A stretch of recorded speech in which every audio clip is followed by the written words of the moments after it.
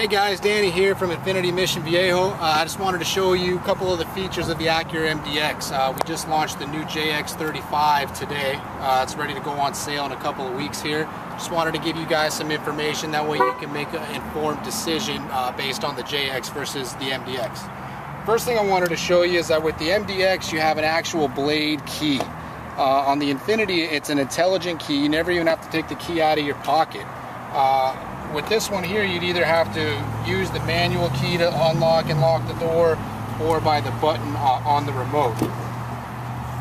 And then once you're on the inside, having to stick the key inside the ignition to turn it, just like your basic, any standard car would have, doesn't have the push button start ignition like you would find on an Infiniti.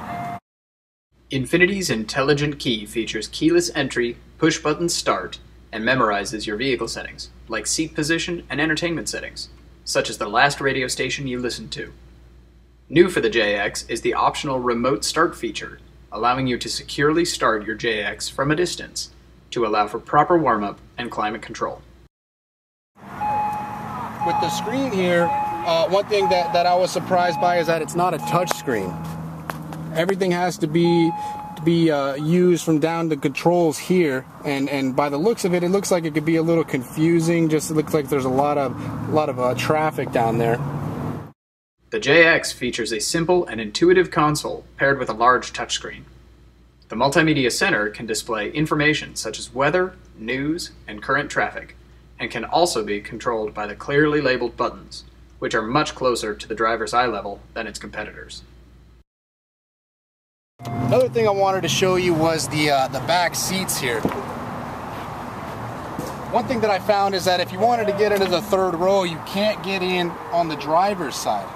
The seat doesn't flip up at all. This is all you're going to get on the driver's side. So you can see, I mean, it's pretty hard to get into the third row that way. And then once you're back there, not a lot of leg room. The seats aren't able to slide forward and back like on the new JX that we just took in. Both sides of the Infiniti JX's second row slide forward for maximum legroom for third row passengers.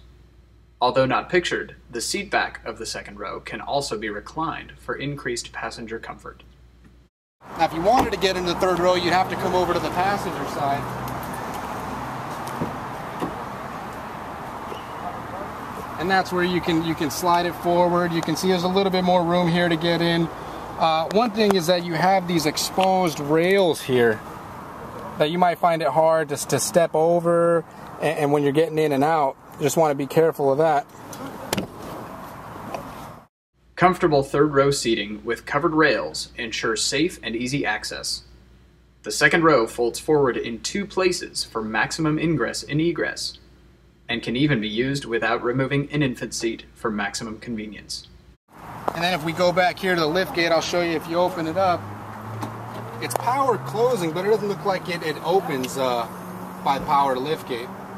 Okay. And then you have a little bit of cargo space back here. You can fold the seats down like this. Nothing too crazy there. And if you were to press the button here to close it, that's your power lift gate. Now one thing that this doesn't have is a safety feature. If you or one of your children were to stick their hand here, it would close on your hand. That's one thing you want to be careful of. The rear liftgate is powered both opening and closing, and when closing detects obstacles to ensure your safety. The Infiniti JX allows for plenty of cargo space with or without the third row folded flat, and offers an extra covered compartment below the cargo deck, useful for muddy shoes or loose items that may shift while driving.